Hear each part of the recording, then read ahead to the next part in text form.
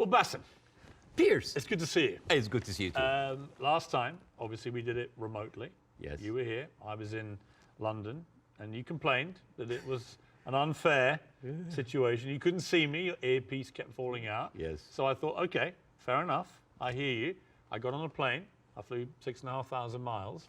And not only that, we're doing it in somewhere that is very familiar to you. It's the Comedy Store in Los Angeles, where you performed many times as a stand-up. So I've done my bit. You did. But actually, this is not the first time we meet in person. No, we did originally in London last year. And I know that many people are watching this for the first time. I would know this, but like I would really love to tell the story of that moment because I was having a tour in the UK and Europe, and I was doing my English stand-up. And one of my, advertising promotion plan was to come on your show. So my agent called me, it's like, Bassem, you're going to be on Piers Morgan. I said, damn. It's like, what's wrong? It's like, well, Piers Morgan blocked me on Twitter. I did. And he said, like, what did you do? I said, well, during January 6th, the insurrection, you tweeted something about it. And I was so angry at what's happening. And I remember you having you and Donald Trump in a picture. And I said the guy who had Donald Trump with him, whatever. And then I used like very harsh words. And of course, you blocked me. And then I said, like, does he know? I don't know. Does he know? I don't know. Does he know? I don't know. So I walked into the studio, and the moment I was like being seated and they're preparing before we go on air, and you said, "Oh, hi, Bassem. It seems that you have more followers than me, but it seems that I blocked you. Why?" And I told you, and then we said the story on air. And it was funny because I made the joke, I was like, you have always been standing against cancel culture, and you just canceled me on Twitter. But we agreed that this is not canceling because this is your own space and you're free, but now you're unblocked me, and we're here. And we're here. And it was, and actually we agreed about January the 6th, by the way, just for the record. I was done about you, maybe you weren't surprised. I was completely staggered by the response globally to our interview several weeks ago. Were you taken aback by the scale of it? Yes, of course, but I understand why. For many years, the media covering the Middle East has been showing a certain point of view. I'm not going to say bias, but I would say it did not allow certain voices, voices from the other side to be heard. And that is why you see the frustration. Whenever you speak to people in the Middle East, they tell you the same thing. They're not very happy with the coverage of the Middle East because our voices are not heard. Now, I am the least qualified person ever to talk about this conflict.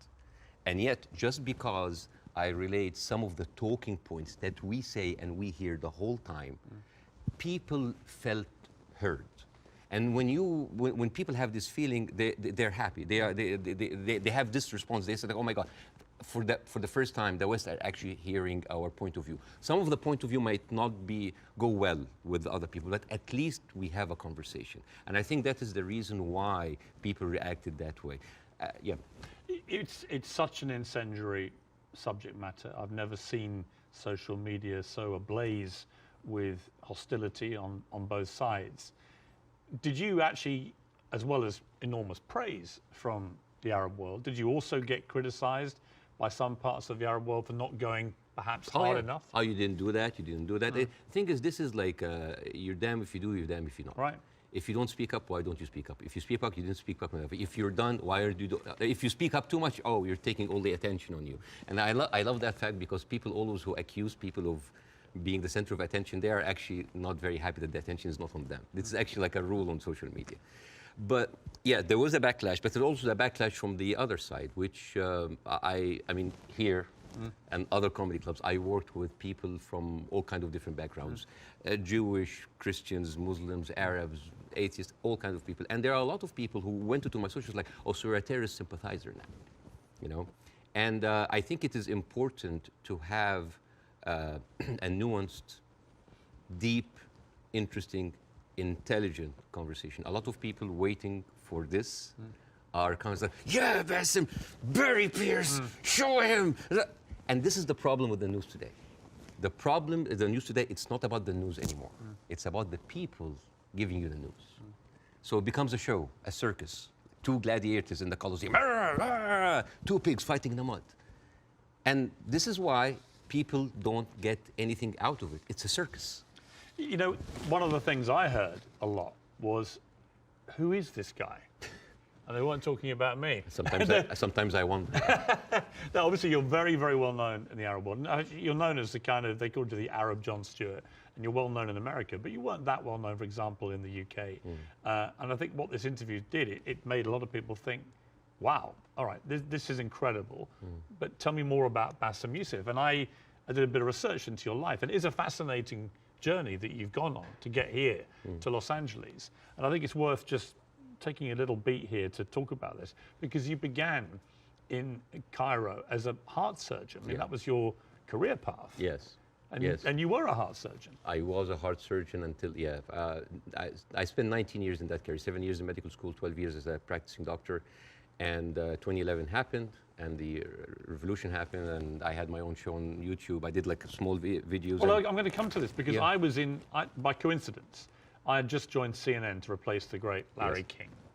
And I hadn't actually done any live show. I'd done a few weeks since I joined of taped interviews with big names, Donald Trump, Oprah Winfrey, things like that. And I was flying back to Los Angeles when I got a message that Egypt was going up in the start of the Arab Spring. And I actually went to a studio very near here, about a mile down the road on Sunset, the CNN studio, the old Larry King studio. And I went live for the first time, and it was about the Arab Spring, and it was about what was happening in Egypt. And at the same time, you, in Egypt, were actually in Tahrir Square, helping wounded protesters, actually medically treating them. I mean, this was a kind of movement that inspired a lot of Egyptians. At the time, I was in the hospital, and a lot of people just had volunteered, and the nurses were just like giving us like supplies, go, and we were going there, and we were basically tending to the wounded, because it is, and it kind of gives you a different perspective when you see helpless, defenseless people who are not armed, who are being beaten by security forces, military forces, being shot, being hurt. And all we can do is just like provide some medical attention. And it kind of gives you a perspective to see how humanity sometimes can show its most ugly face. And the suppression of free speech, freedom of expression. The ability of people to say what they honestly feel about a situation. And the suppression of people's basic rights to freedom. Absolutely, And that kind of like taught me a lot, and inspired me to do the show.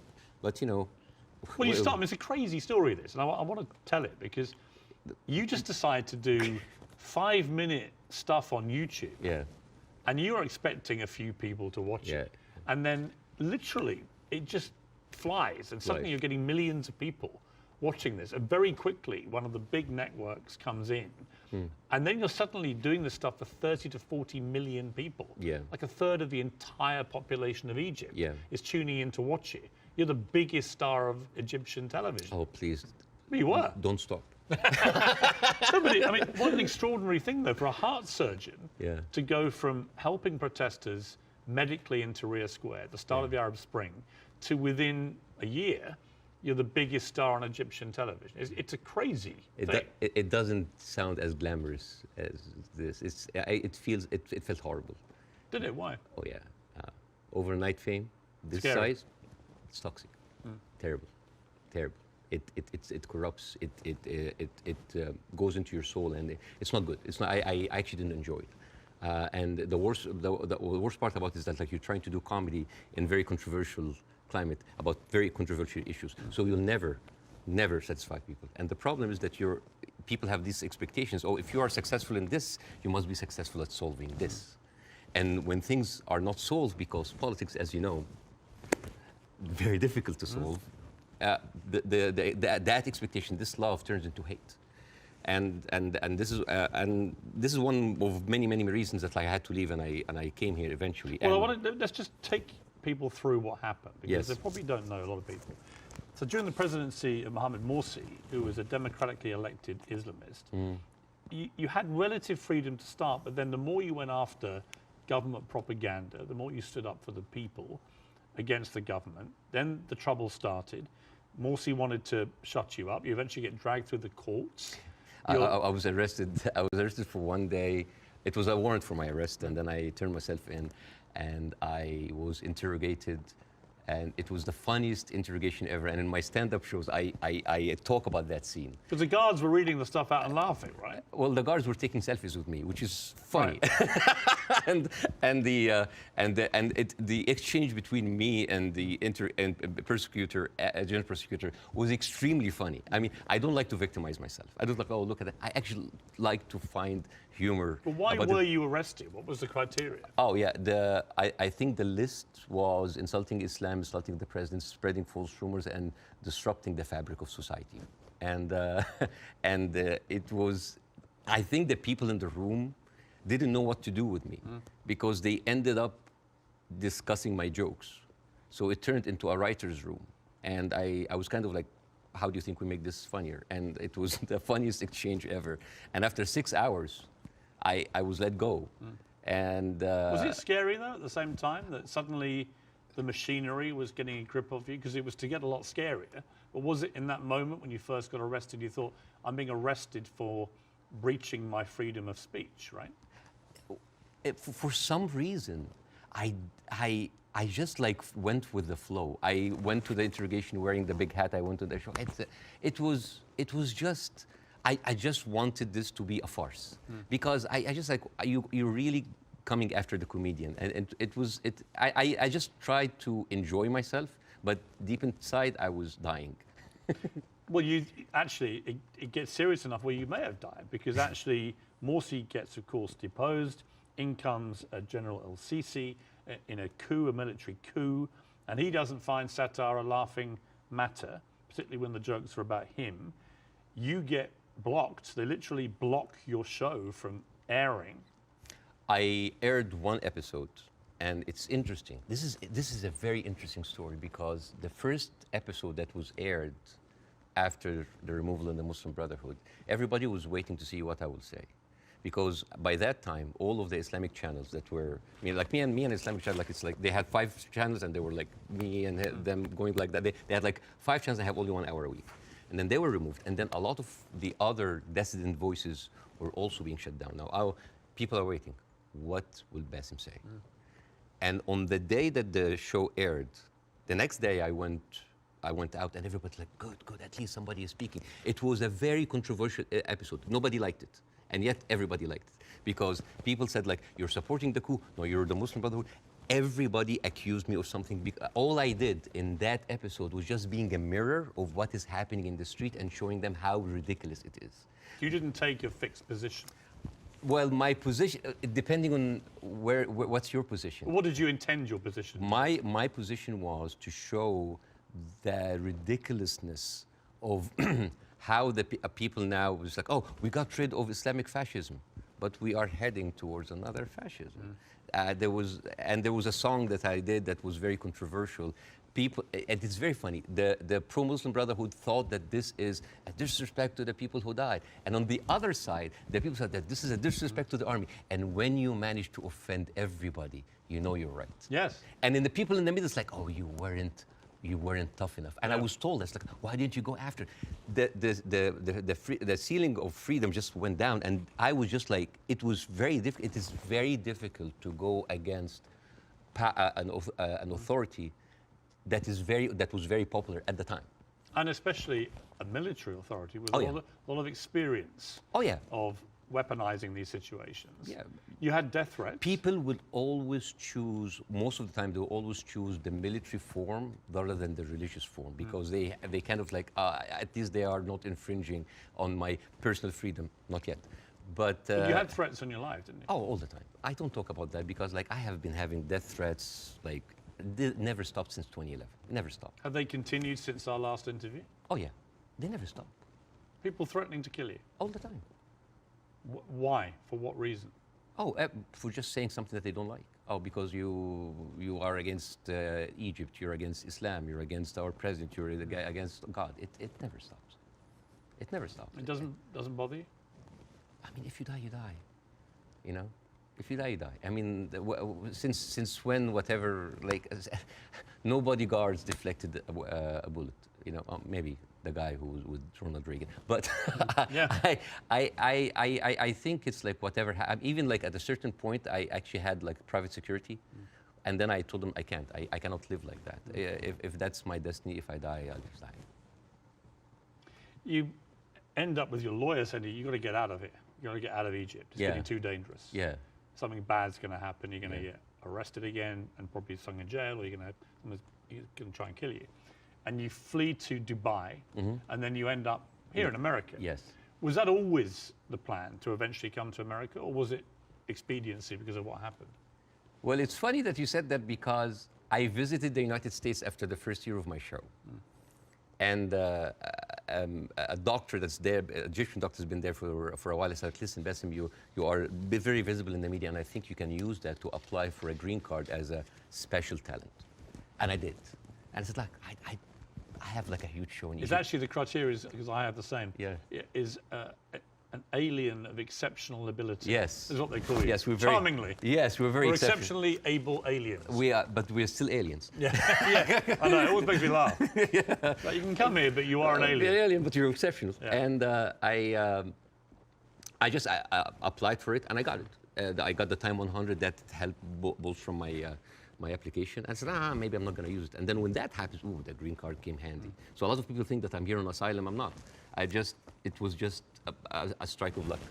You now do stand-up. You've done it for 5 years. And fascinatingly, you do some of it for an Arab audience. You have a whole show in Arabic and an English-speaking version. Yes. And they're probably very different, right? Totally because different. Different sensibilities, different humor, Yeah. different crowds, Yes. different expectation. Yes. Well, the Arab audience come to my show, they expect that's going to be another version of my show that I did in Egypt. And I said, no, it's my personal story. And when the Arabs come to my English shows, like they think it's like an English version of the shows. Like, no, it's a different story. Even then, this weekend, right before I met you, because of our interview, I sold out Arizona. Really? Yes. And I stood, and the first thing I said, like, who here came because of the Piers Morgan show? I was like, I was like, boy, you're gonna be disappointed because this is not about that. But isn't that amazing? I mean, Yeah. that shows the power of that interview. Yeah. Resonating even in Arizona here. Yeah, because I don't want to succeed just because of a trending moment of time. It is the same show that I've been working and perfecting, and like any stand-up comedian in the United States, your dream is what? Is to sell you special to platforms like Netflix or HBO, and you want to get there. Because for me, that was like a rebirth. Because I thought like everything was lost. I came here, I had nothing. As first 3-4 years, it was terrible. The first 2 years I was doing stand-up. Oh, I bombed hard. And I went home crying. I said, I'm not going to make it. And then suddenly I have already a tour. I mean, even before our show, I already had a set tour. And now I'm having like this ability of like talking to people with different languages, talking to all these different languages. The show that I did in Arizona had an incredible mix of Arabs and Americans. Amazing. And they came here and they completely, and there a lot of them came, they were Palestinians. And they came with like the Palestinian flags and the keffiyeh, and they thought, it's like, guys, it's like the way, laughter, being good at your job is in its way a way of resistance. Because when you laugh, when you show people that, hey, they have Arab people here, and they are, by the Arabs and Palestinians population, Arizona, one of the most established population in the United States. Arabs in the United States in general, they are like professionals, doctors, engineers, professors. Even the Uber drivers, they are probably were like an engineer or someone very established there, but he had to have like a step down in order to come here and survive. So, I mean, we hardly come find like illegal aliens here or people like came in that were not qualified. So, and this is the problem this is why the reason people were very happy of our interview, because because part of the hate on both sides is that we see the news from a different perspective. And people here see the news from another perspective. And everybody's like, why are those people reacting like this? Because they don't see what the other person sees. And I hope in that interview that we can bridge that gap. Yes. Before we, can I Yes. show? Okay, so this is a gift from me and my wife. This is olive oil from the West Bank. Ah, whenever I go to Jordan a lot, but my wife also like, ask for the oil from the West Bank. It's very good. It is the best oil ever. And the thing is, the olive trees, they survive up to 600 years. And they are passed from one generation to the other. And it is like a family heritage. And the way that you do it, so this is za'atar. Za'atar is basically thyme, and you add to it sesame and a bunch of herbs. And the way that you eat that, you take like a piece of bread. We don't have to do it now, maybe at the end of the interview. Yeah, we'll do it, yeah. And you soak it a little bit in the oil, and then you take the za'atar. And I'll demonstrate here. Chuk, chuk, chuk. And then here. I love it. Well, I love Arabic food. So at the end of the interview, you're leaving with this oil. I will take that. It shows that. Well, yeah. thank you. And it's very kind of your wife. Thank you. Thank you very much for me. Well, I'm the one who bought it, but it's okay. Obviously, you started the last interview with, I mean, I would argue savagely dark humour involving your wife. How you've been trying to kill her, and she was using your kids as human shields and stuff. And I'll be honest with you. And I'm still trying to. But you know what? When I failed, you know what I did? I went out to the house and I just like randomly slapped other neighbors. So, it's interesting. By mistake. Now, this time I'm ready for you, okay? This time I'm ready for the humour. Oh, you're ready, okay. No, but it's interesting because last time I was very taken aback. And I remember thinking, as you were doing this right off the top, I remember feeling very uncomfortable, unusually uncomfortable, and thinking I didn't know how to react to that. I didn't know whether I was supposed to laugh or be silent, and I sort of ended up sort of slightly grimacing, half laugh and listening. And then I realized it was very powerful what you were doing. It was satirical, but it was savagely satirical and extremely effective.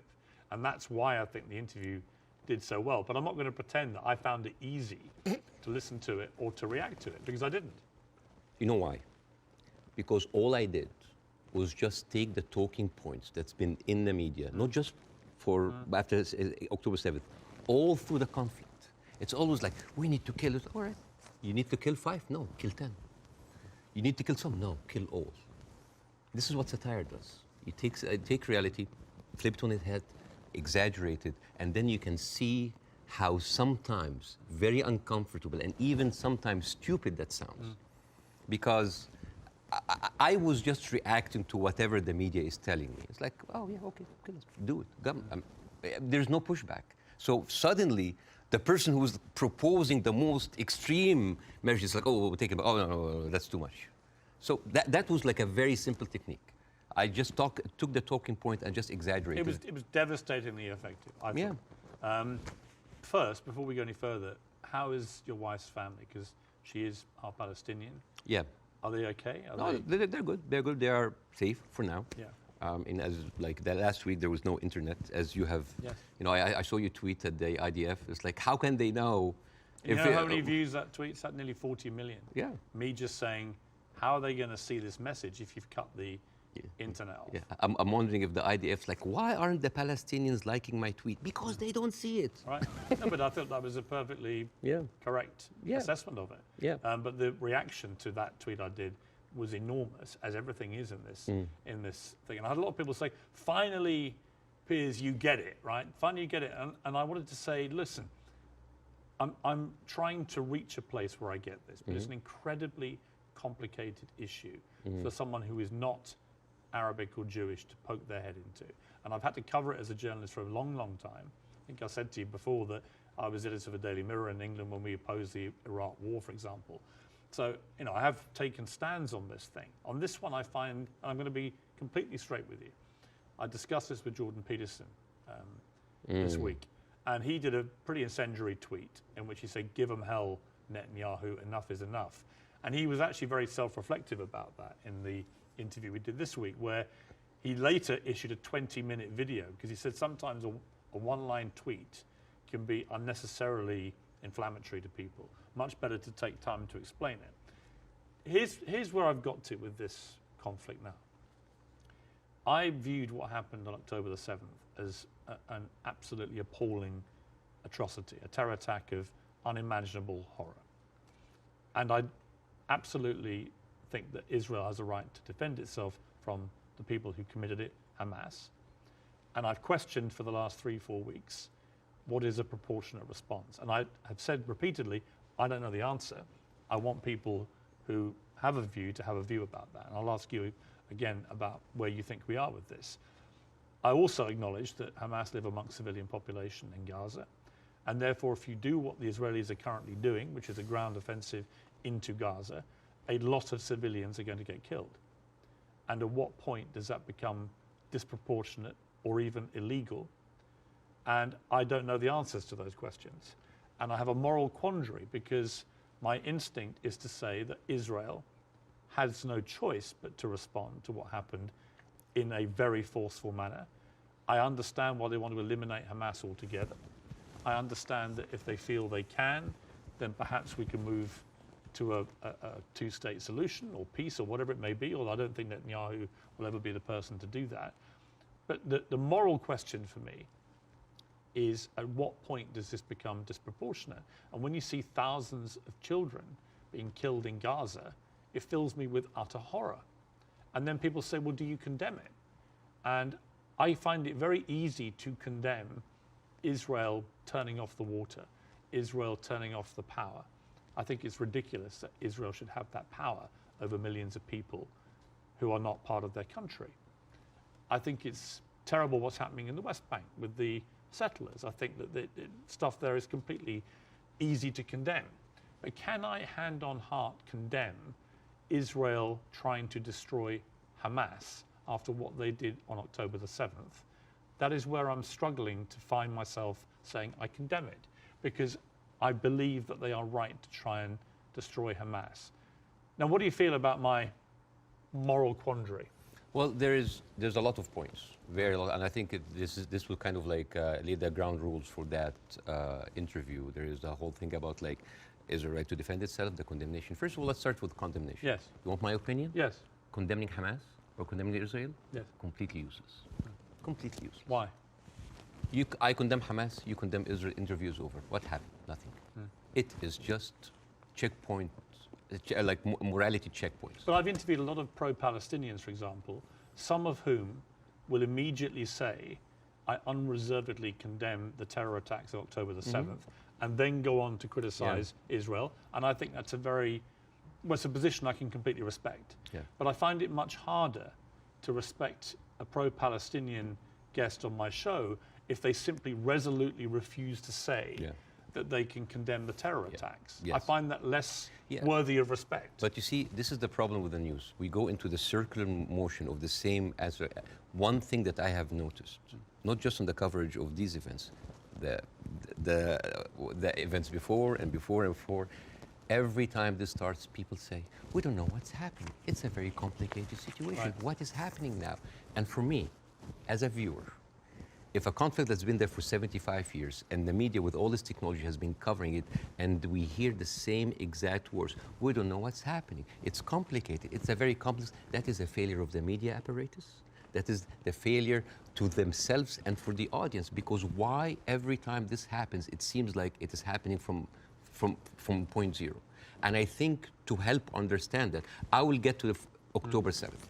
I will get to the condemnation. I will get to the self-defense. But I think maybe we can we have like all the time in the world, and we can discuss, this interview could be a bookmark, landmark for maybe looking at that conflict in a deeper way that nobody had gone there before. We have the views, we have people waiting. Yes. You know, as I said, I'm the least qualified to discuss that, but it's an opportunity to use it. I'm not massively well qualified myself. Yeah, both of us. Like, I mean, look at us. I'm an Irish Catholic. I mean, right? look at us. Yeah, two privileged people. One white, one white wannabe, discussing the most complex conflict of our history. But I want to start in a totally different area. I want to start with anti-Semitism. Yes. I think it's an important issue. Yes. I think there is a rise of anti-Semitism in the world, and I think this is very dangerous. And I, as a Muslim who has been through events where there were terrorist attacks somewhere, and that reflects to us, on us. I can completely feel that. Since what happened, I had text messages from the Jewish friends. Are you okay? Are wife's family okay? And I was texting them. Are you okay?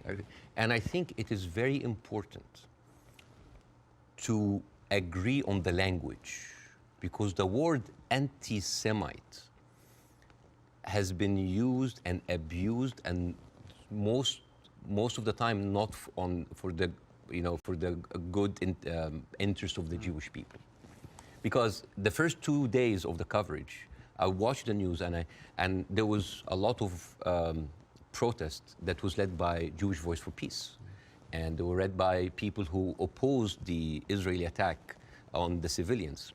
And I remember quite well, many of the Republican representatives in Congress came out and they were calling these the global intifada, the global jihad. I love it when they say jihad. They sound like a horse. Jihad. It's very funny. Or they say, like, these are, and I quote, Iranian-backed jihadists.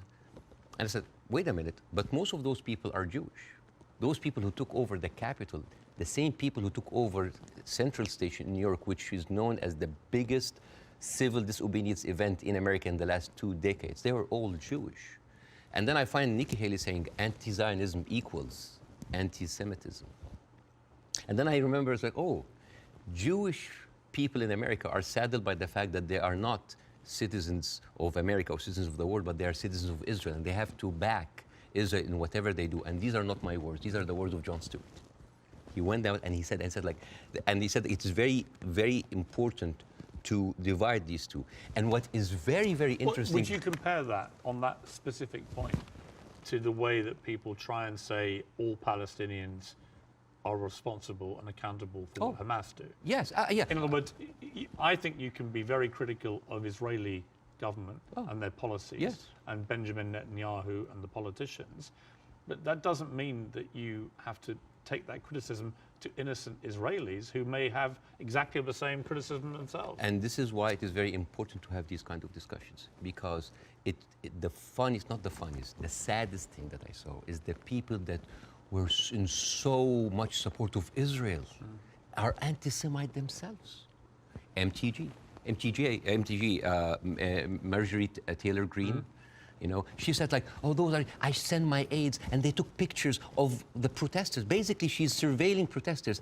And Marjorie Taylor Greene is very known for a very famous post in 2018 where she blamed the California fires on a Jewish space laser gun. Do you remember that?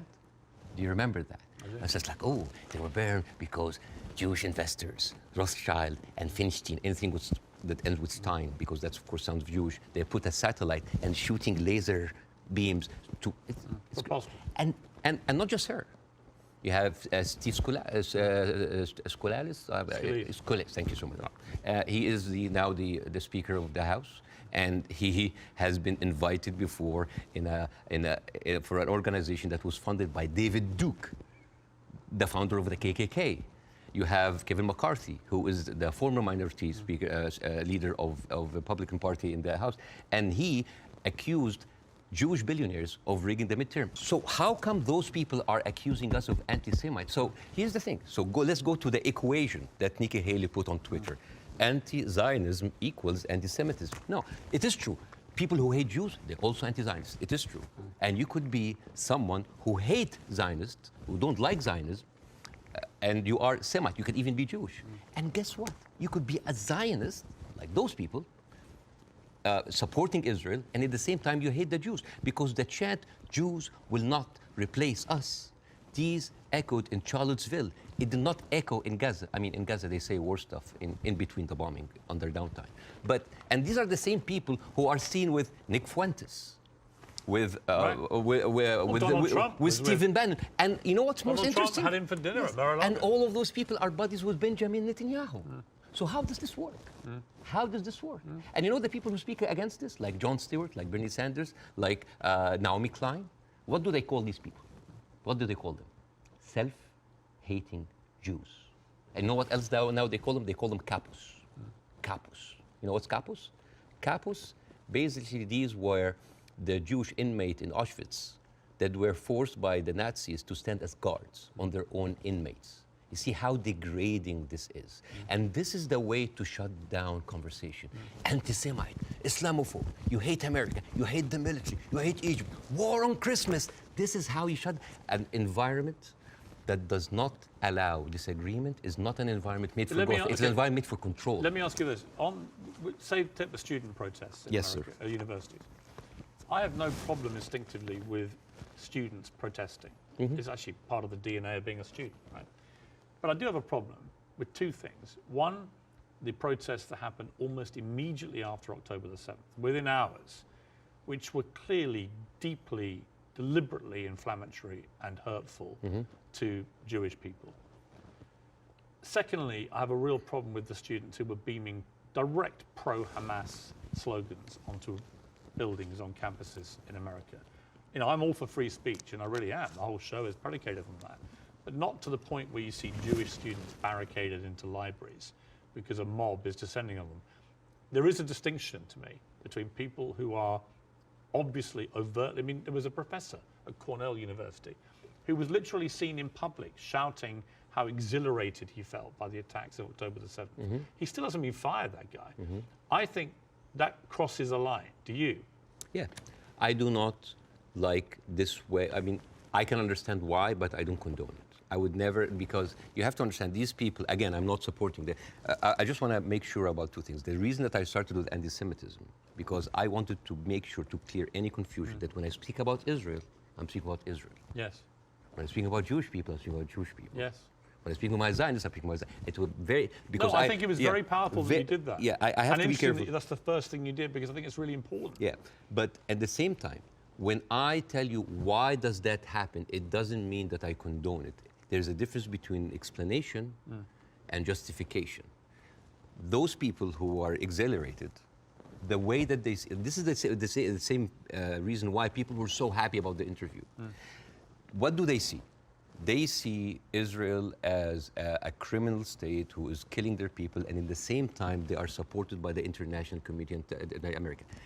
They have no guns, they have no superpower backing them. All they have is just feeling of happiness, like, yes, our enemies that we cannot touch them has been hurt. All they can think about, that these are their enemies that have been hurt, right? I'm not condoning this, but again, like when people were celebrating terrorist attacks, you know, against Western targets. Of course, I don't condone that. But why? Because those people has been, from a very young age, what have they seen? They're not being heard by the media. The plight and the suffering of their brothers in Israel, in Palestine, in the Arab world are not being heard. People in Iraq, you know, like when America and Britain invaded Iraq, right? What the Arabs saw? It's like two superpowers are coming in on just regular people. So whenever there was like a bomb or like an attack on American troops, people would celebrate. Yeah, they're our enemies. Emotions are very inflammatory, and it is not right. But those people had nothing else. All they can is just like shout. All they say is like to rejoice. It is not right. Again, I'm explaining why is this happening, because it's like, yeah, if I cannot get you, I'm just gonna scratch your eyes. I'm gonna scratch your eyes because you've been beating me all the time, and you have the whole international community backing you up, and all I can do is scream. Is it right? No. But it is understandable. Again, it's not the right thing. But no, it's not like understandable. It's like, oh, no. But again, it is an explanation. Now, hate. And again, this is another way why this has been magnified in the media so much. What does the Western audience see? They see people rejoicing for the death of innocent civilians in Israel. This is what have the Arabs seen for years on the Arab world. For example, if you look up Sderot Cinema, this is in 2014 when Israel was bombing Gaza as usual, and the Israelis in the Sderot, the kibbutz or the settlement, they went on a hill and they had popcorn and they had drinks and they were like watching the show and they were cheering with every rocket coming down. This is what we see. Western people didn't see that. Well, somebody found a tweet actually of mine from 2014 in which I said, at what point does what Israel is currently doing to the Palestinian people become terrorism? And because I've always said, you know, I've spoken about this a lot over the years, and I've always tried to be extremely fair-minded, albeit nobody really wants you to be fair-minded. They want you to take a side. But that was clear that my thinking back then was that they were absolutely overstepping Absolutely, the mark. absolutely. But I'm again to the point of rejoicing. No, I know what you mean. Yeah, but like if you, for example, Google the wedding of hate. This is like a Jewish wedding in Israel where they were celebrating the arsons and the burning of Palestinians. But to be clear, I've seen lots of video No, but clips. like, I'm not talking to you, Piers. No, I'm talking to the Western audience because I want to see, like, I want to say, like, this is what they see. I mean, for example, there is a very famous video for Samuel Abu Za'anin, who is like a young kid that he was shot point blank by an Israeli soldier, and he was not allowed to have any medical attention. And as his dead body was being put into the ambulance, the Jewish settlers were cheering. So for an Arab audience, this is what we see every day. So when they say, oh, we heard them back, we heard their people like they heard back, it is not right. But this is what hate does. It escalates, it feeds each other. Radicalism feeds it. It is terrible, and it is just like a vicious circle. So I would like to do something that is very interesting tonight. I want, when I invited Jon Stewart to my show, as much of like a reception that if you see on the YouTube, people just like, we had to cut the 5-minute standing ovation for broadcast. People were on their feet for 5 minutes. They could not believe it. I remember Jon Stewart telling me I could never imagine that a Jewish guy from New Jersey would have that kind of reception in Cairo. And yet, on the internet, people who would, what? You brought a Jew on your show? Why you are with a Jew? Yes, hate is there. Yes. So, and the thing is, like, why we do not see each other, people in the Middle East, people in the West, that we do not put ourselves in each other's shoes. And I want to do something very interesting today. I want to give, I like telling stories. And I'm going to tell you a very nice story. Tell away. This is the story, surprise, surprise, of the suffering and the plight of the Jewish people. And I want to say that because it is very interesting when you see the trauma and the suffering that the people on the other side went through, you might understand why they're coming. So this is, see this? This is a map of all of the history of the expulsion of the Jews in Europe. They've been like, I have never seen a minority being kicked around this much, right? And of course, this comes back to the, you know, the whole idea about the original sin, that you have betrayed Jesus Christ. The blood of Jesus is on your hand. And then comes the 11th century. At that time, Jewish people were not allowed to own land. They were just peasants. Even some of the professions they were not even allowed to participate in. But they were allowed to do one thing, usury, money lending, because it was prohibited by the Catholic Church to engage into that. So what happens when you work in money? You get richer, right? And those Jews lived in ghettos. Now, ghettos was not just like isolated neighborhoods in cities. Sometimes ghettos were outside the city. This is like how isolated they were. And in those ghettos, they have to pay gold to the mayor or the governor or the prince or the noble.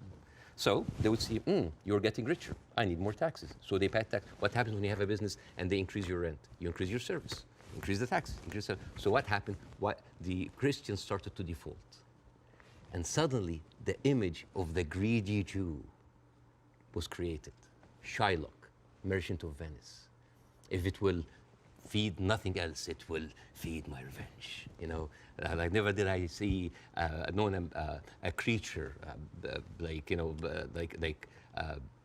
I can't remember that. Never did I saw like a creature that looked like a man so keen and greedy. Confound of a man. You know, English. I messed it up. Anyways, but this was the image, greedy Jew, the greedy Jew. This was created because of their conditions, and it became worse in 1095, when Pope Urban II called for the first crusade to go and save the birth of Jesus from the unbelievers Muslim. And you know, this crusade did not kill a single Muslim. You know how many people they killed? 2,000 Jews. Because it's like, wait, the non-believers are all over there. Why? So they went to it's called the Crusades of the Rhineland. So they went to the Jewish community because, hey, we own the money, so let's kill them better than paying them. And then came the plague. And then all of the things like, oh, they're killing babies, who would do that to a baby, you know? And they accused them of poisoning the well. This was the kind of oppression that the Jewish people went through. Fast forward 19th century, there was like the Eastern Jew in Ukraine and Russia, and there was the Western Jews in Europe. Those people in the Eastern Jews had to immigrate because there were pogroms and they were like, you know, kicked out. And at a certain point, the people in the West, especially in England, it's like, there are too many Jews. We need a solution. The solution for what? For the Jewish problem. So it's like we need to get rid of them. And you know what? Palestine was not even on the A list. Palestine was on the B list because England proposed 6,000 square miles in Uganda for the Jews, 1903. And the reason why Palestine was not on the list, that it was objected by a lot of rabbis that said, like, it's a promised land, but only when the Messiah comes. But there were other options, Argentina, South Africa, Uganda, Madagascar. And eventually, they said, all right, let's do Palestine. So they went to Palestine in 1914. There was 700,000 people living in Palestine, 3% were Jewish. 1917, Balfour Declaration. Arthur Balfour, he called the Jewish people in England that they are alien and hostile race. And the thing is, the only Jewish member of the parliament, of the English parliament, Lord Montague, he objects, like, these are British citizens, we should not kick them out. So they pushed them, but it was not going fast enough. Came the Nazis. And then it was not about the solution anymore. It was the end losing, the final solution by Hitler, because he needed an answer for the Jewish question, the Judefrage. And then, as you see, the Holocaust happened, the most orchestrated, industrialized, horrible genocide in our modern time. 6 million Jews died. So it accelerated, and they went. First of all, they left East Europe, and they went to West Europe, and they went to America, and they were turned down, and they were pushed towards Palestine. So by 1948, right before the declaration of the State of Israel, there were 2 million people living there. Only 30% of them was Jews. So the whole idea of like a land without a people to a people without a land was a marketing thing. They were already Palestinians.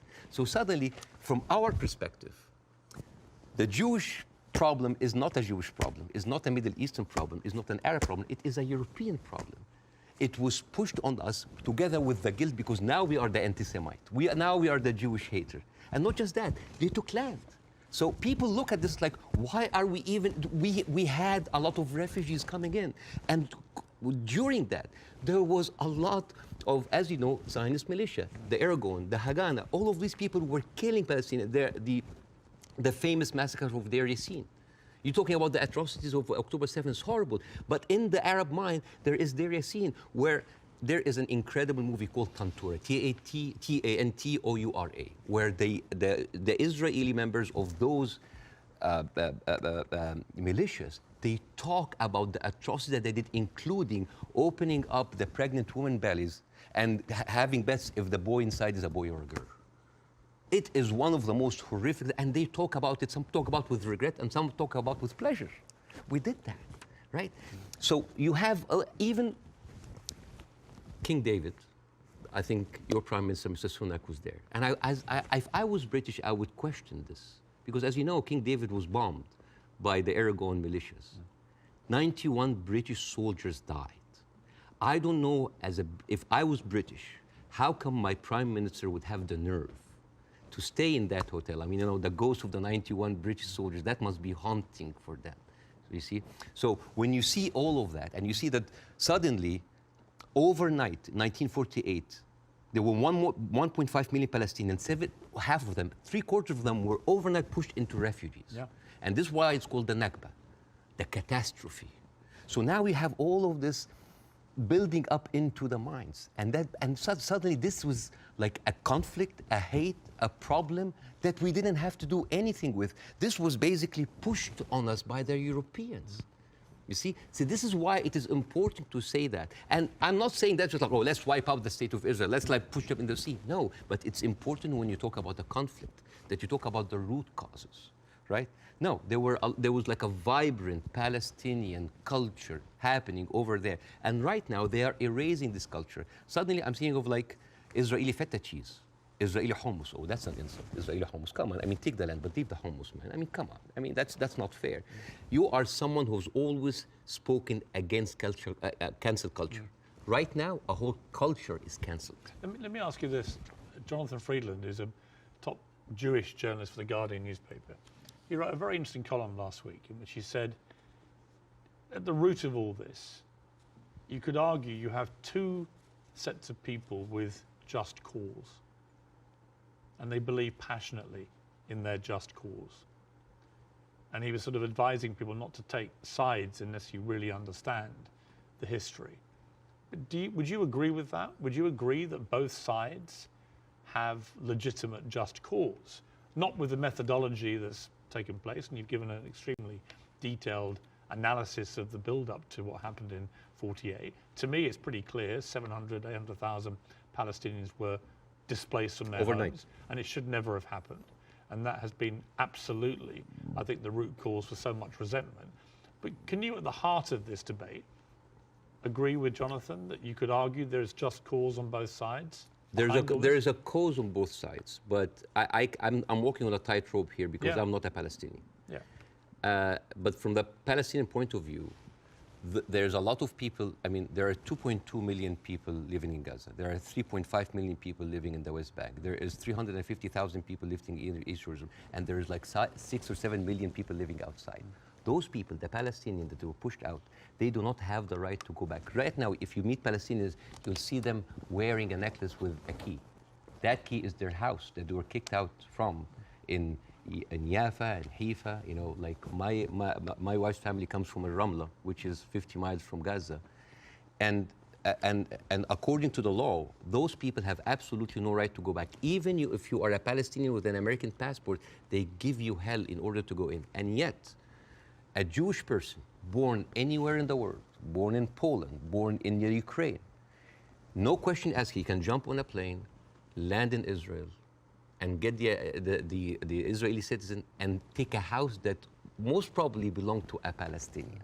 So it is not just like it is an ongoing injustice that has been happening. Now, I mean, where would you criticize, if you're being fair-minded, where would you criticize from 48 onwards the behavior of the Arab side? well, put yourself in the Arab side. At 1948, you constituted 70% of the population. Suddenly, the UN is giving you 48% of the land, right? Not just that, I mean, the Arab regimes, because they did terribly, and see, this is the thing, like, Arab nationalism at the height of these people feed on each other. You know, because it's very, very important to have a problem. Oh, it's Israel, and for Israel, oh, it's the Palestinian. It's a very good distraction. I mean, sometimes I feel that like the Palestinian cause is very useful for both sides to stay there as attention because it's always a way to reflect. But and this is a very important question because in the mind of the Western audience, they always thought of the Palestinian resistance or the Palestinian side as like Islamic, as militant. No, as a matter of fact, some of the early suicide bombers were female Christian Palestinians because they, like the IRA, you know, they were fighting for a land. The whole idea of Islamization of the whole cause came very later. As a matter of fact, you will find this very interesting because when I saw this, I did not believe it. This, you know, the Fatah movement, which is the PLO, the Fatah. This was their slogan. Can you see? You see there's a crescent, a cross, and a menorah. And they say unitary, democratic, non-sectarian.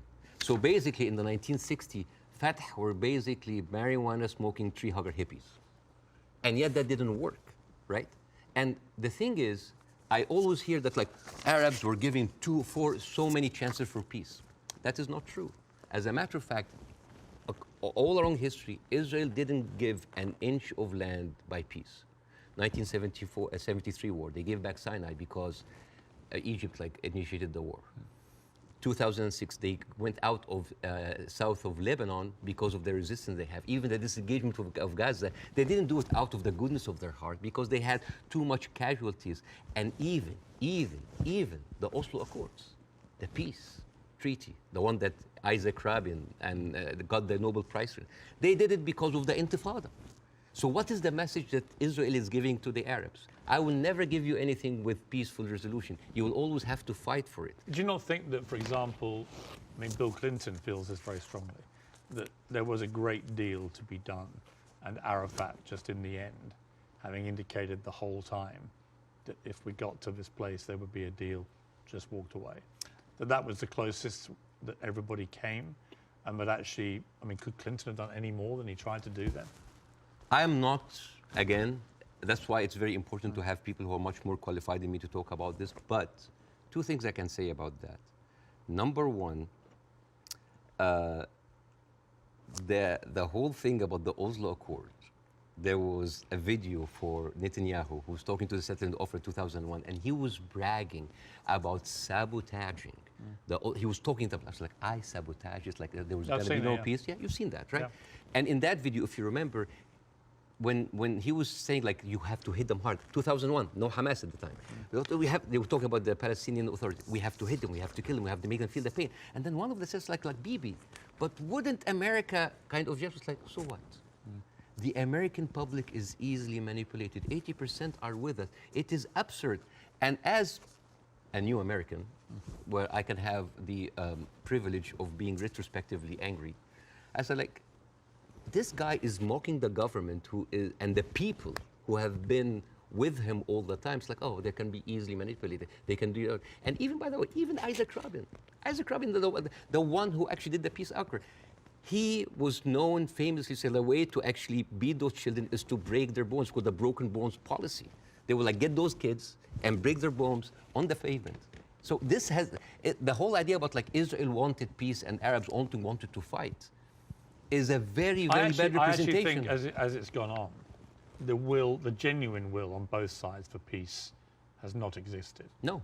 I think it's been a deceit to the world. No, I'm sorry. And to the relative groups of people on both sides. The official... And actually a betrayal of them. The official stand of the Palestinian Authority, and again, I cannot speak, I mean, it is very difficult to do this. The official stand of the Palestinian Authority is that we are just happy with 22% of the land. Just give us like that. Yes, there are people that dissent, but the thing is, you cannot just say, okay, let's talk about peace. And then you take away my land. Let's talk about peace. And there's a kind of like passive aggressiveness happening. Oh, let's talk about it, but I'm going to build settlements. I'm going to suffocate your cities and your villages. See, I think that has been incredibly inflammatory. Yes. Worsening the situation. I think putting back the chance of peace. I mean, Netanyahu, I interviewed Netanyahu earlier this year in the middle of the big social protests in his own country. And I couldn't understand what he thought he was doing, except that it seemed to me political expediency, that he had to get power.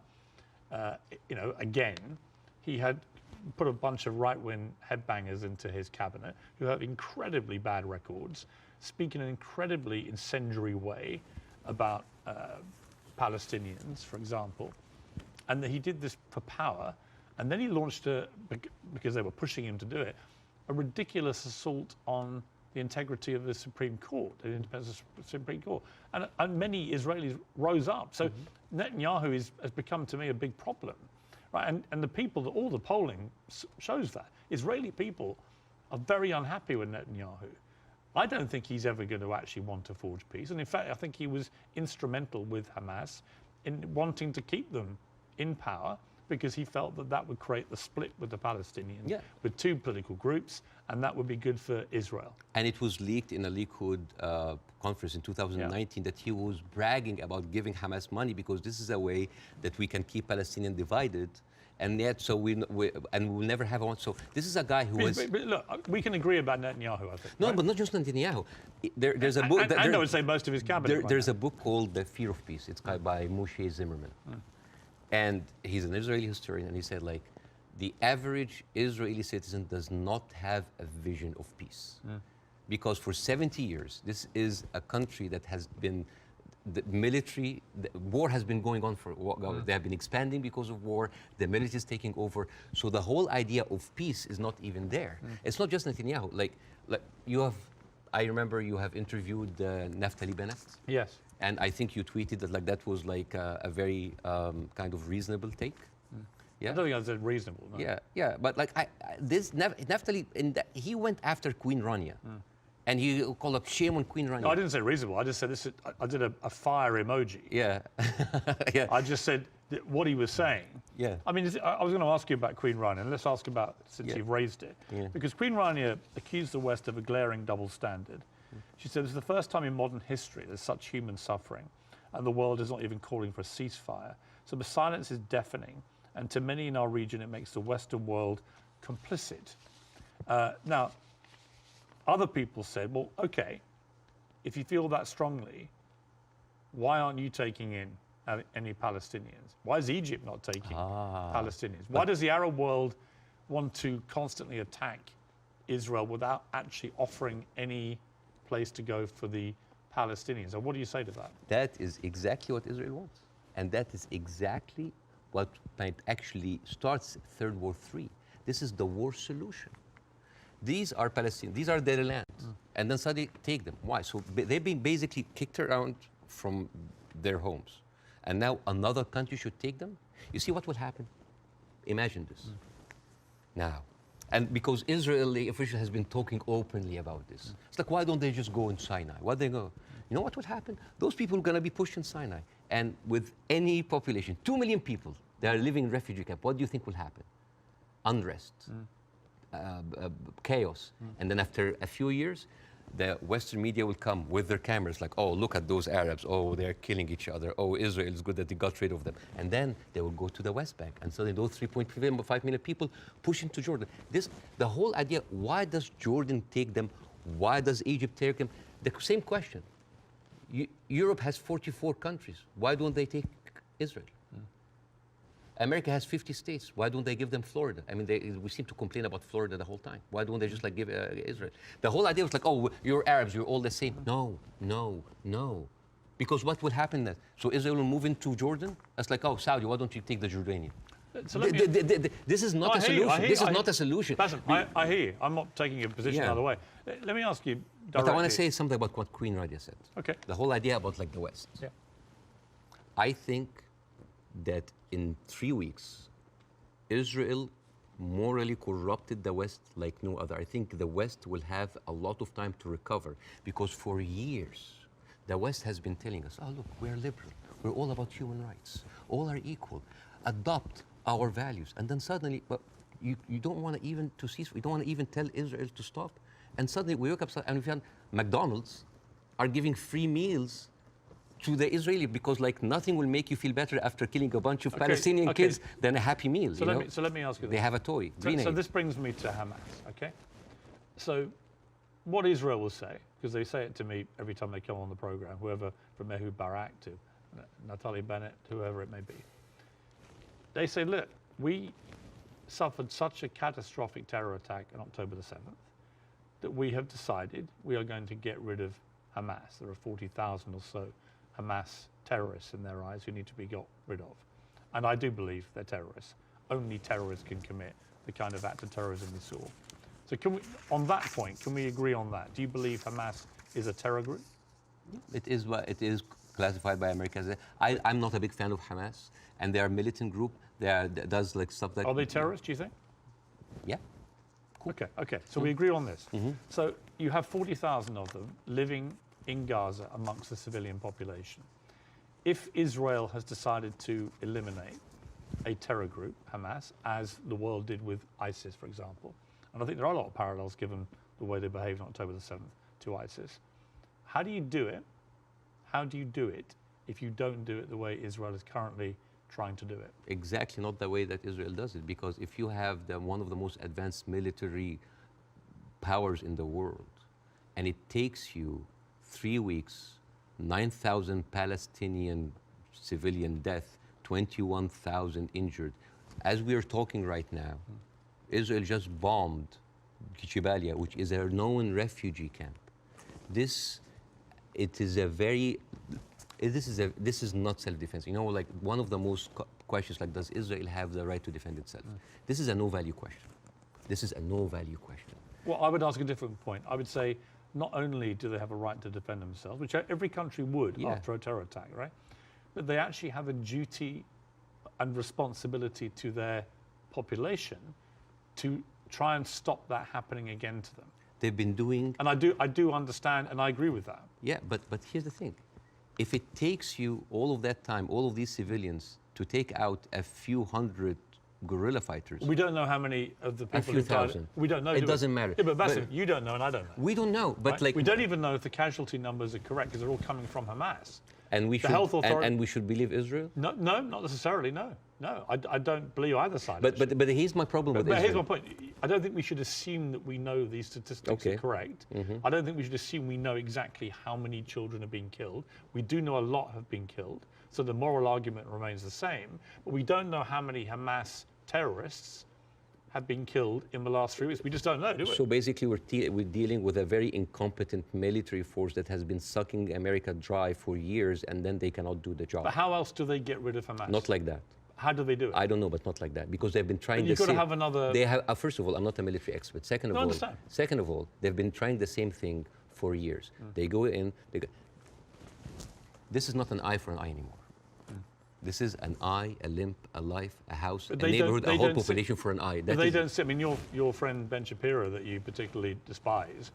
Oh, I love Ben Shapiro. He's very smart. Oh, yeah, but you've been very critical. I mean, that's fair enough. I'm sure he would be of you. But when I asked him about proportion, he said I don't care about a proportionate response. So let's kill civilians as Hamas did this, so we are going to get rid of Hamas. But it's not in his eyes. It wasn't eye for an eye, tooth for a tooth. It was this group of terrorists did this, and we are now going to rid the world of these terrorists. And this is very important to look at things in context. When you see how Israelis talk inside their community, there was a very famous post by Uriel Eritzol. He is the speechwriter of Netanyahu. He said, "What is so horrific about understanding that the whole Palestinian people are our enemies? All of them are enemy combatants. We should kill them, kill their mother, destroy their homes, the homes that they raised those snakes, so no snakes will be raised in this house anymore." And this was reposted by Ali Chaket, which is the minister of, wait for it, justice. It's not about Hamas anymore. It is not about Hamas. They can tell you it's about Hamas, but it's not about Hamas. It is basically, they have said it many times, Piers. This is a way to kind of push them into Sinai. This is not about eradicating Hamas. This ship has sailed. I am sorry, but anybody who still believes that this is about Hamas is stupid, because I don't agree with that. Really? No, because I think. But why there? I tell you what, I don't agree. There are like 100 people. I think any country that suffered the kind of terror attack that Israel suffered, with the kind of death toll that occurred that day, 1,500 plus people, grandmothers, kids, young women being raped, kidnapped, beheaded, it's been reported, and so on. Well, you can raise an eyebrow. I mean, they found a young woman's skull, right? But what about the babies that were beheaded? Well, there was a report, and you and I had this discussion on air. You falsely quoted me, and I wanted to clarify that with you in person. You thought I'd said that 40 babies had been beheaded. So what did you say? I never said that. What did you say? I said it's been reported that 40 babies were killed, some of whom had been beheaded. That's what I said. Yeah. Totally different. Yeah. There's a very different. Well, it is different. Yes. Do you accept it? English is a second language, so they're different things. Of course, yes. Between saying 40 babies have been beheaded and 40 babies have been reported to have been killed, including some. So where are those beheaded babies? Well, apparently journalists are being shown utterly horrific footage. This comes to a very important question about credibility. Again, I'm not condoning what happened in October 7th, but I'm not a journalist. But as a journalist, wouldn't you take anything that an authority would say with a grain of thought? Yes. Especially if this authority have a long history of lying. And I'm just going to give a few examples. 1996, they bombed Qana. It's a refugee camp. They killed 106 people. And despite that they knew it's a refugee camp. They said, oh, maybe it's a one-time off. 2006, they bombed Qana again. 2014, they killed 2 teenagers at a checkpoint. They denied, as usual, but CNN was there. So they said, we have to say it. 2018, they killed a medic, a Palestinian medic, and they fabricated a video showing that it's someone else, that he was a human shield. And then can I just finish that? I do want to respond. And then 2010, they killed Ahmed Oraiqat, denied it, then said it's okay, it's us. 2021, they bombed the media office in Hamas, it's not us, but no, I'm sorry. And then 11th May 2022, Shireen Abu Akleh, a reporter, your colleague, she's Palestinian, American citizen, she was shot in the head. And they provided forensic evidence and even a doctor's video that it was not them, it was Islamic Jihad. How can I expect to believe this regime, especially if the president of Israel comes down with this ridiculous thing? Have you seen that? No. He said, okay. This was reported by Sky News, and it was the funniest thing I've seen in so many. This was a Colin Powell moment, but like the cheap edition. Mr. Herzog said, like Isaac Herzog, it's like, we have found evidence on one of the terrorists, a manual to create chemical bombs. And then he showed this, and he showed, and this is, so I just want to say, why would a foot soldier go into enemy with like a manual to chemical bombing? It's like, is that BYOB, bring your own beer, bomb? It's crazy. And what he like have like local ingredients to make, and then this is like, this is a manual of Al-Qaeda, of course, conveniently set in Qaeda. And let me read it to you in Arabic because this is funny. So, النشرة الدولية المعنية بالتطوير الذاتي والمعرفي للمجاهدين, which basically say, this is basically like a catalog for self-improvement for mujahideen. I didn't know that they have life coaches. So this, and you know what Sky News said? It's like, we cannot confirm or any of this, but we will show it anyway. So let me respond. So this is like this is a lying government. So let me respond. I do think the Israeli government has lied. All the time. Right? I do think they've lied. I'm not going to dispute that. I do think they've been caught lying. I do think they've said things that turned out not to be true. I also think that 2 weeks ago, a hospital was bombed. Yes. And it was immediately... Who do you think did it? Well, I'm going to tell you what I think. Hamas immediately tell the world it was an Israeli airstrike and that 500 people were killed and that the hospital had been destroyed. And then as the next couple of days go by, the hospital is relatively undamaged. The car park was obliterated.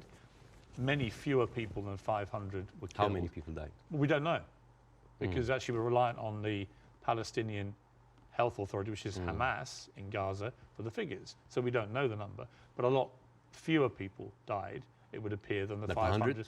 We don't know. 50? Either way, it's appalling, but it may not have been anywhere near as appalling as was first said by Hamas. But here's the point. Most independent studies of what happened have concluded that it was almost certainly a militant stroke terror group inside Gaza, and they fired a rocket which landed in the hospital car park. In other words, it wasn't an Israeli airstrike. So I have an issue with that, because for 3 days before the attack, the priest and the patriarch of the hospital, because it's called the Baptist hospital, said that they have received multiple warning from Israel that they're going to hit the hospital. And then at the time of the hit of the hospital, one of the top aides of Netanyahu, he tweeted about like, we hit the hospital, and then he deleted it, and then basically like Israel gaslighted the world. But It was not us. But that's why I said most independent. No, that's not true. New York Times actually like just published something to prove that it was shot from Israel. And the thing is, No, okay, they didn't, though. Okay, numbers. They didn't. Numbers. Bassem, that's not true. Okay. The New York Times has not reported that it was Israel. No, they said They haven't. okay. That's not true. Over 10 years, Hamas launched 35,000 rockets into Israel. And many failed. They killed 69 people. And 25% military, only part of them were civilians. So over 10 years of 35,000 rockets, they killed 69 people. But in one strike, you want to tell me that these glorified firecrackers caused that kind of damage? Yes, it looks like they did, yeah. Okay. Yeah. And actually, it wasn't the damage that was reported by Hamas, who wanted people to believe it was an Israeli airstrike. So my point would be, I'm happy to concede that Israel government has lied about stuff over the years.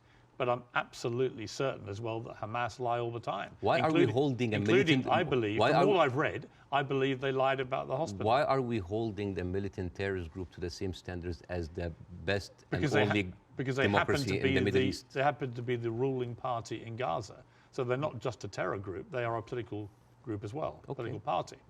Okay. Well, they are. So the question again comes to this, and so far you've ducked it, so I want to ask you one more time. We can both agree that the scenes in Gaza right now are horrific, because I do feel that. But I don't know how else Israel can eradicate Hamas than the way that they're currently trying to do it. Do you have an alternative for them? Well, again, we are locked in the same thing, what can we do now? But we don't look at what was happening over there. The best recruiter for Hamas is Israel. I mean, you have talked a lot about the horrible condition in Gaza. Yes. I mean, let's imagine like a little boy called Rami. He lives in Gaza. You know, he have a horrible life, but like, you know, it's like, it's not that bad. I know he has a cousin in the West Bank. He's living a good life. He wake up in the morning and he found out that he was kidnapped by 3 settlers. He was burned alive by kerosene and he was forced to drink the kerosene. His name was Muhammad Abu Khudaira. That settlers did that to him in 2016. Said, all right, you know what, I'm just gonna leave. I'm gonna find a way to go to Europe. His aunt is a published author and she won a prize in the Frankfurt Book Fair. His name is Adnaya Shalabi. And now she was canceled because of what's happening, just because of her a Palestinian. His other aunt in America, his name Amawi, she is a speech therapist. And this is close to my heart because of my son. And she was fired because she did not want to sign the government contract that said that you cannot join BDS, which I don't understand. Why do people choosing to protest peacefully by not buying goods from a certain country? Why would the United States make that its own issue? So, and this guy, this Rami is being approached by like, oh, join Hamas, join us, let's go kill Israel. No, I don't want to kill. I'm going to live in Gaza. It's a life, but 97% of water is not good for human consumption. Half of the population are anemic. Even the is not being treated, and it goes into the shores of Israel. It's like, oh, those Palestinians. It's horrible. Yeah. So, and then he wakes up in the morning. He doesn't think about killing Jews the first thing in the morning. He thinks about being there at 5 o'clock at the first 50 people in the line for bread, because if he doesn't, he will miss the food for his family. And he goes back, and he finds a message saying that we are going to bomb your house. He comes back, he loses his whole family. Now, tell me, what is a proportionate response for that? I don't know. I don't know. You cannot create terrorism and then you... I don't know. They have created this. I don't know is the answer. But Bassem, let me ask you this. Hamas will have known when they perpetrated what they did on October the 7th, what the scale of response was likely to be. How does that help the Palestinian people I don't know. that they are supposed to serve? I don't know. The wheels are already set in motion. But it doesn't, does it? I do not, you know, this is the thing. I feel sometimes that Hamas is with us in the room, that we are bringing Hamas. Who has the power in this equation? Who has the 4th largest and strongest military power? The whole idea about Israel, it's like, oh my God, the Arabs are going to destroy us. Look at the map. Well, hang on. Hang on. Hamas's stated goal is the eradication of Israel and the Jewish people. Yes. They make no pretense about it. They've made no attempt, unlike the Nazis who try to cover up their crimes. Absolutely. They've made no attempt to try and deny what they brazenly boasted about it. Yes. They are proud of what they did. Right? And they will have known, again, the scale of what they did on October the 7th would have prompted this kind of response, which would have led to thousands of innocent Palestinians getting killed. And my question for you... I wish the 7th of October never happened. Right, but every time something happened. You say, well, Hamas is everywhere. Well, yeah, actually all roads, all roads on this particular part of the crisis, and I accept it's been going on for 75 years, this conflict, but all roads in this crisis lead to Hamas and what they did. And not necessarily. Because all roads goes to the condition that created Hamas.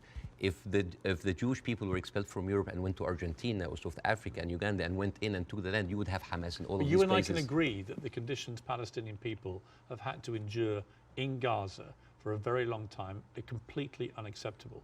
I think it's completely unacceptable that Israel has wielded such control over the people of Gaza, working out who can come in and who can go out, turning on and off water and power on a whim, turning off the internet on and off at a whim, all that kind of stuff I can completely agree with.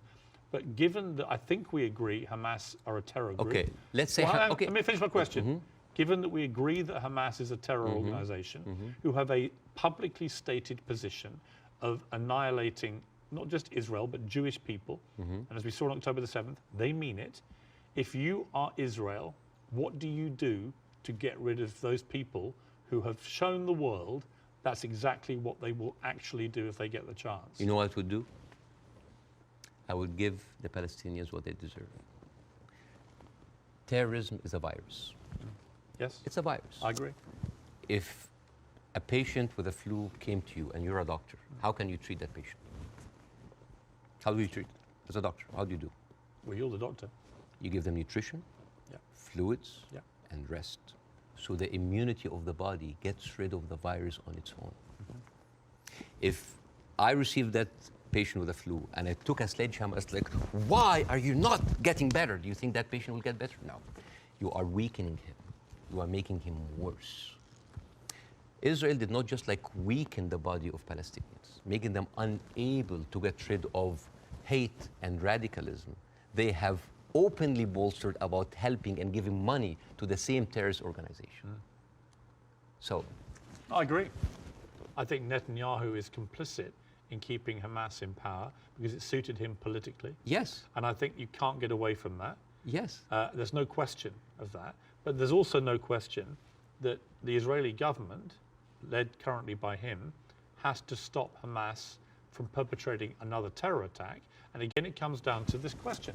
What do they do to get rid of Hamas if it's not what they're doing? I don't know. But like as an Israeli citizen listening to this, how come that my prime minister bragging about giving money to the terrorist group that he is using right now to eradicate a whole group of people and yet using them as an excuse? Isn't that weird? This is like Yeah, but I can agree with this you is about like that. Tony Blair being like found like giving money to Al-Qaeda or ISIS and then going to fight them. How does this work? How does this work? I Pierce? agree. How does this work? but Bassem, I agree with so you. yeah, it's a terrorist attack. And Israel is funding them? I mean, this is in the words of Benjamin. This is the thing about Benjamin Netanyahu. He brags about that stuff. So this is a circular question. Yeah, but I agree with you. Hamas is to blame. Who created Hamas? Who's helping them? And who is allowing for an environment for that kind of hate and destruction of Jewish people to aspire? And the thing is, there's something very important to the Western audience here. They think that Israel is a small, tiny country between the hostile Arab countries. The biggest military power in the Arab world is Egypt. They have a peace treaty. Their neighbors, Jordan, they have a peace treaty. Saudi Arabia, Emirates, either like have like full relationship or like on the way of normalization. The only people that, even Syria is not like even like they didn't launch like a single bullet. The only two crutches that Israel has is like Hezbollah and Hamas. A few militant, thousands of militant. Syria, is that really formed an existential like threat, especially if I know that over 13 years, only 69 Israelis were killed? I would say. Is that would that really wipe out Israel? Is Israel that weak? I think if you have two groups of people who are ideologically wedded to your destruction as a state and as a populace, and you're constantly firing rockets, as Hamas have done for over a decade now, then that cannot be acceptable. You have to stop that, right? These are terrorists who've now shown on October the 7th their true colors. They don't just talk about wanting to kill all Jewish people. They are going to do it if they get the chance. So I don't believe Hamas can possibly stay in any position of authority in Gaza.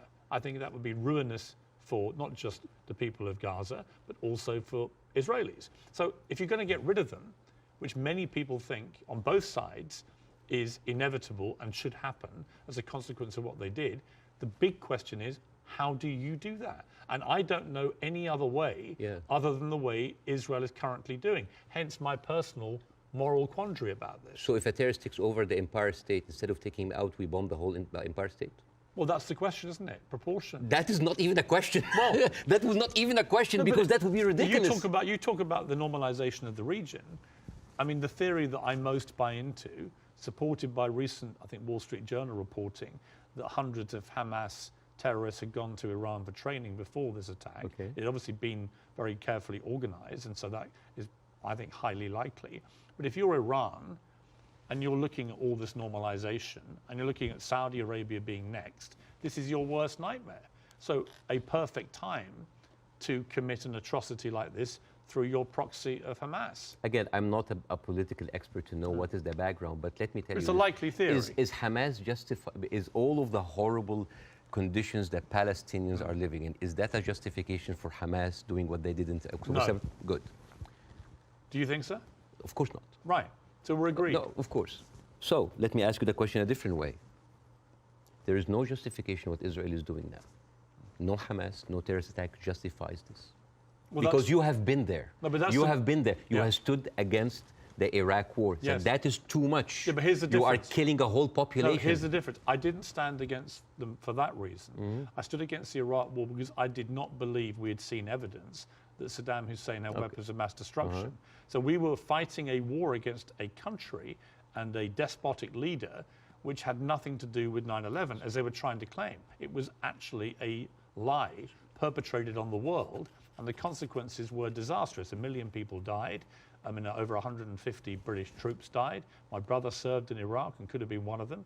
You know, the whole thing was a fiasco, a deadly fiasco. It led to the rise of ISIS and all the hell that came with that. So, you know, yes, absolutely, I fought that campaign against that war, and I wish I'd been successful. But the singular difference here is no one is disputing, least of all the Hamas themselves, that they perpetrated this attack. And I believe Israel has a fundamental right and a duty to defend its people from them doing it again. So if we can agree on that as a principle of a country that's had that kind of attack and how you deal with it, the question then becomes, how do you eradicate the people who did it? And I just think, given the intense nature of the way the population exists in Gaza, very, very large numbers of people in confined places, and that is in itself unacceptable, and I would agree with you about all of that, and that has to be fixed longer term. But actually, if Hamas are everywhere there amongst these people, I just don't see any alternative to what they're doing, and I'm very happy to consider one. But I don't think you have one either. So if the Iraqis were actually, there was evidence that they were behind 9/11, would that still be okay to kill a million Iraqis? We have a parallel, which is Afghanistan. And in fact, I would say, but that raises a different question. So was the Afghanistan war just? I believe it was, in a way that Iraq wasn't. I believe that Afghanistan was harboring terrorists, Al-Qaeda. We know that they were training there. We know the Taliban were there. And we went in, we launched this war. It goes on and on and on. Huge bloodshed on both sides. And in the end, after a ridiculous overnight pullout by America and President Biden, the Taliban are back in charge and waging the same kind of medieval rule they waged before all this. So you've got two things. Was it justified to strike back at Afghanistan for harboring Al-Qaeda? I would say yes. Did the means in the end justify the war? You could argue no, actually, because actually you ended up with the Taliban back in charge. So they're two different things. And it may well be here, by the way, as I've said, that if Israel pursues this ground invasion, it backfires horribly. It leads to a much wider conflict involving many other people, possibly including Iran directly. And it could be a horrendous escalation and a massive war raging through the whole region. And that is my fear about it. But I come back to the central point of justification, and I'm really struggling to see what else Israel is supposed to do to get rid of Hamas. And if you've got an alternative, let's hear it. I do. Piers, this is never about Hamas. Believe me, it is never about Hamas. If somebody tells you who they are, listen. Israel has been telling the world all the time, they need to clear the Gaza Strip into Egypt. You think that's always been the plan? Always there. I mean, they have said it. They have said it many times. Why does Egypt take them? And do you think when Egypt takes them, do you think they go back? No, never. And then when they're done with Gaza, they will go back to the West Bank. They will kind of like build the settlements around them, and then until they push them into Jordan, because that is the plan. They have talked, not just Benjamin Netanyahu, everybody said like, there's no state, two states. It is one state, and it's for the Jewish I don't people. think he believes in a two-state solution. Nobody believes in a two-state solution. It is one state. But nor do Hamas, obviously, and they're the ruling authority in Gaza. They don't. You see what you're comparing? It's a militant group. It's a small militant group. But they are Israel as a nation. They are the elected political leadership. They were elected in 2006, and 50% of the people in Gaza right now are under the age of 16. They were not even born. I understand. Yeah, like so. And the so all right. So Bassem, let's agree about that. But that's the circle state. It's I understand. It's a circular firing squad. Hamas. I know. But okay, let's move forward. Oh yeah. Let's assume somehow we get to a place, possibly at the instigation of countries like Saudi Arabia and others getting directly involved, where you get to a place where Hamas are removed, and I don't quite see how that happens without enormous further bloodshed, but let's assume they get removed. Let's assume that Netanyahu is removed from office, which I think is highly likely just from the fury of his own people about what they see as the defensive and security failings, plus his attack on the Supreme Court already causing huge polarization. Let's assume we get new leadership in both places. Could there still be peace? Could there still be a two-state solution? No. It can never happen. No, because Israel have already shown it's not about Netanyahu. It is the policy of Israel not to give the Palestinians their city. It has always been there. But what if you find leadership that understands? You will not. But why are you so... You will not. Why do you not think so? Because Israel has been, But they would say the same about the other side. And I remember... Who has the power? Let me give you a parallel. Obama in his book. Let me give you a parallel. Okay. Let me give you a parallel. Northern Ireland, okay? Northern Ireland appeared to be completely intractable, with the IRA and the loyalist paramilitaries trying to kill each other. In the IRA's case, trying to kill British people as well, because they did not want this to go the way that people wanted it to go. And ultimately, we got to peace because we found leaders who actually had the courage, the moral courage, to get in the room with the people that were trying to kill them and to do a deal. I don't think you can do that with Hamas. They're on a different scale to go to the IRA. But we did have a seemingly intractable place riddled with violence on both sides, and eventually we got peace. Do you not see there's any chance of doing that here? No, not with Israel. Obama, after he left office, he wrote in his book, the problem with the Palestinian-Israeli conflict is that one side is extremely powerful and one side is extremely weak. There is absolutely nothing to oblige that strong side to give anything. All over the years, Israel showed you many times that they are not interested in peace. Leave Gaza. Forget Hamas for a second. The West Bank.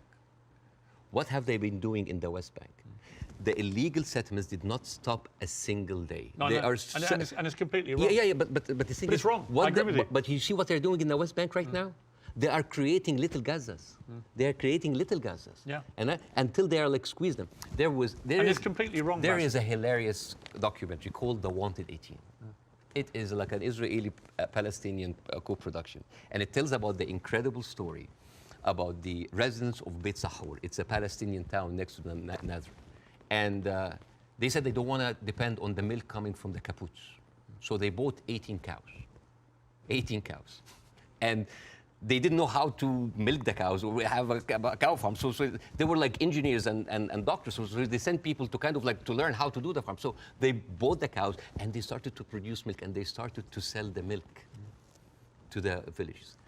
The Israeli authorities were not very comfortable. So one day the military government came in and was like, those cows, and I quote, constitutes an existential threat to the national security of the state of Israel. You need to get rid of them. And the movie goes about like the hilarious attempts of hiding those cows between the butchers and the houses. And in one scene, a cow is actually running and the Israeli soldiers are like running behind it and they corner it and they corner it and they're about to kill it. And you know what did the cow say? You didn't fall for this, cows don't speak. Yeah! But you know, it actually said something. You know what did it say? It said Hamas. But anyways. But you see, this is the ideology of the Israeli ruling party. They are not interested. They're not even allowing you to get your own cows. I mean, I want to discuss something that is very important because we have been talking about Israel being a democratic state, a secular state for all of its citizens, including its Arab residents, right? Wrong, Yes. wrong, wrong, wrong. 2018, there was a resolution that was offered in the Knesset that say that Israel should be a state for all of its citizens. That seems basic, right? That resolution was not even allowed to be discussed. It's like, wait, why? And the rebuttal was, Israel being the state of all of its citizens would threaten the character of the Jewish state. There is, I have a friend of mine, his name is Andrew. He's Palestinian Christian. They do exist. And his family comes from a town called Tarshiha.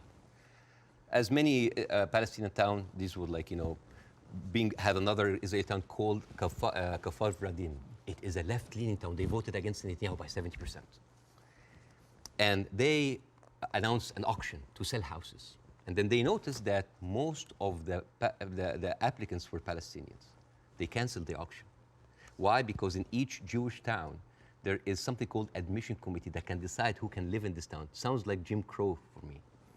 And then they canceled. And you know what they say in the reason? They say, Kafar Vradim welcomes all citizens of Israel despite their race, gender, or color. However, the majority of the town would like to preserve the character of the town as being Jewish Zionist and secular. How does this go together, secular and Jewish aside? You know, and this brings me to this picture. This is a very famous picture. You know, remember this picture? I'm sure you've seen it. Yeah. This, for the people who don't know, this from San Augustine, Florida, 18th of June, 1964. This was a white-only motel. And these are black activists who wanted to defy the law and jump into the hotel. This guy, he's the owner of the hotel. His name is James Brooke. And he was pouring acid to scare them out of the hotel. His neighbor said that James Brooke was a victim because he was just following the law. And you know what James Brooke said? He said, it's not like I don't like black people. I just don't like them in my swimming pools. Now, if an official said that, wouldn't you say that this town has kind of a systemic racism? Yes. This quote was not said by James Brooke. It was said by Deton, the head of the Galilee municipality, when he said, I don't like Arabs. I don't just like them in my swimming pools. The town of Nazareth Elite, 2010, the Arab Christians in the town, they requested to set up the Christmas tree next to Nazareth. This is the birthplace of Jesus. And you know what they said? We cannot have it because non-Jewish symbols would offend Jewish residents. But this comes back to what you were saying at the start, which is about the hate on both sides. No, I'm not talking about the hate. I'm talking about this shining example that Israel won't tell the world that we are like the Western world. We are secular. I don't know if you know this, but they're not just like secular, like Christians against their own Arab. I'm talking about like Arabs with Palestinian, with Israeli identity. I'm talking about them being even racist against their own people. 1950, Yemenis immigrants that came from Yemen, and they were in the transition camp waiting to be transferred into Israel. Their kids were taken away from them and given to white Ashkenazi Jews because they were not white enough. But Bassem, what would happen if a Jewish person went to Gaza? Why would they go to Gaza? Exactly. Even I wouldn't go to Gaza. Exactly. That's my point. Yeah, it's a dystopia. Who would? But like, but I'm just. So it's not just. You're raising points about Israel, making out that somehow they're as bad or worse. No. But what's going on there? Hamas has ruled over the Palestinians in the most oppressive way imaginable. Absolutely, but you know what? Hamas never claimed that they are the only democracy in the region. They never claimed that they are secular. They never said that they adopt Western tradition. And they definitely, they did not use that lie in order to carpet bomb a whole country. Okay. Now here, I want to say one example. And I'm going to leave you. All right. Israel, you think that Israel will like, by the way, the whole thing about the Yemeni children, you can find it in New York Times. It's called like the lost children of Israel, the forgotten. But even when Ethiopian people were immigrated to Israel, Ethiopian Jews, women then report, 2013, that's not like 50 years ago, they reported that they were given against their consent and without their knowledge contraceptive shots so they wouldn't reproduce because they are the wrong color. Israel is a racist, apartheid country that is projecting this shiny example of secularism and democracy for the people so people can accept whatever they do because they look at Palestinians as lesser people. This is the whole point. This is the whole point. And I would like to quote Winston Churchill. He had a quote that say, I don't believe that we have made a great wrong to the Red Indians of America or the black people of Australia because they were replaced by a higher race, a stronger race, a more world-wisely race.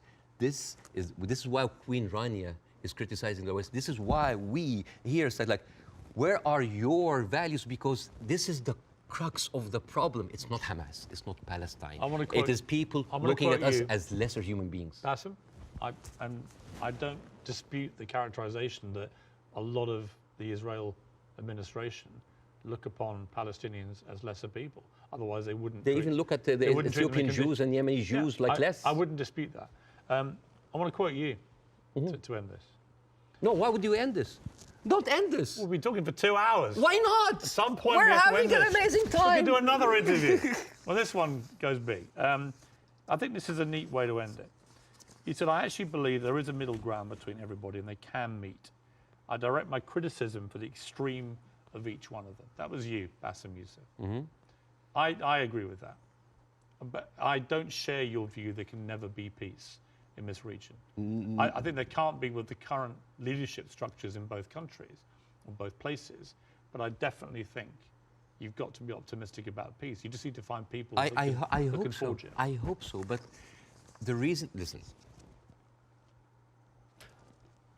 I refused to come on your show when your producer first called me for the first interview because I was scared. I was afraid. For me, that was a career suicide. Because I'm talking. This is even important because you are someone who's always talked about like against cancel culture, about like speaking your mind out, speaking your mind out. Yes. I left Egypt and I came to America, the land of the free, the home of the brave. But I didn't know that there was a fine print said that you cannot speak about Israel. I have issue with that. Israel is a foreign country. They're allies. Good. But you we can give them speak about Israel. How many people lost their jobs? Even Bella Hadid. Bella Hadid, Bella, by the way, Bella She hasn't lost her job. No, but she talked about death threats. She's talking about like being silenced. Sure. By the way, Bella Hadid she's Palestinian. And you know who else? Gigi Hadid, sisters. I love the Hadith. They are with us. Yeah. Anyway, I so know them both. They're very nice. yeah, but the thing is, if you are that high and you cannot speak about it, and it's not about it's Well, you like can. You just have to have... yeah. You can. I mean, I've spoken out about these issues, and you get shot at, not literally, but metaphorically, all day long on social media. But that shouldn't stop people from doing it. I'm just like wondering, as an American, You do? as an American, yeah. But like, I'm doing now because like the first interview went well. Right. I'm doing that because I want people to see that you can really speak up and not just get canceled, but get rewarded. My career is going fine. Yeah. It's great because I want people to have the courage. There should be no limits. I agree with I'm that. kind of like so confused as an American citizen why every American presidential candidate have to go and kiss the hand and bend the knees to AIPAC. This is a lobby that works for a foreign country interest. Why don't we have like a lobby for Saudi Arabia? It is they're giving us more money. You know the great thing? You can say that here. Yes, You couldn't say it in Egypt. That's why you're living here. yes. But again, a lot of people feel the burn, the heat But whenever they come If I down. was an American, I'd be going, all right, Bassem, all right, we'll take the criticism because you can do that in this country. And I'm happy. When you criticize the government in your own country, Yeah. they drove you out. Yes, and that's why I came to America, to play the white man's game, to actually to pass this acquired white privilege to my children. But the problem it's not just a country of white people. But here's the problem. And the white man's game, the game in America is not a white man's game. It's a game that actually has a democracy and believes in freedom But there of are speech. dog whistles everywhere. You're not going to be put in jail for this interview. Or I can lose my career and I can lose jobs, and you know that. You know could that. in Egypt, you could. No, here you can. In Egypt, they arrested you. Here you can. And they threatened you, and you would have probably ended up in prison or dead. Here, a lot of people lost their jobs because they spoke up. It depends what they say. Of course, but again, If you're Kanye West and you spew anti-Semitic no, I'm not. No, you're going to lose. I will never. You're going to lose what you have. I will never adopt that kind of point Right. of view. But the thing is, there is dog whistles everywhere. As I told you at the beginning, you cannot just say it's like anti-Semites. Like I mean, now how come that the Palestinian flag is outlawed? By the way, it's outlawed in Israel. If you raise the Palestinian, you go to jail. And now they're saying like the Palestinian flag is a pro-Hamas. No, it's not a pro-Hamas. You know, I was doing a comedy show in Arizona, and a guy was like wearing like a kufaya, like a scarf, and I took it, and I'm not like in hyperbole and like wearing symbols, but I just took it because like, why are we gonna outlaw colors and flags? That is absurd. That is not right. I agree. I don't think you should, but you should certainly outlaw Hamas. They're already outlawed. I mean, Right. I'm not supporting they're a them. terror group, yeah. Okay. Yeah. But the people with the power, the people who supposedly have the... And you should, by the way, I will say this, you should be able to criticize the Israeli government without being accused of Yes, being anti-Semitic. but- I have in this interview repeatedly, and I'm not anti-Semitic.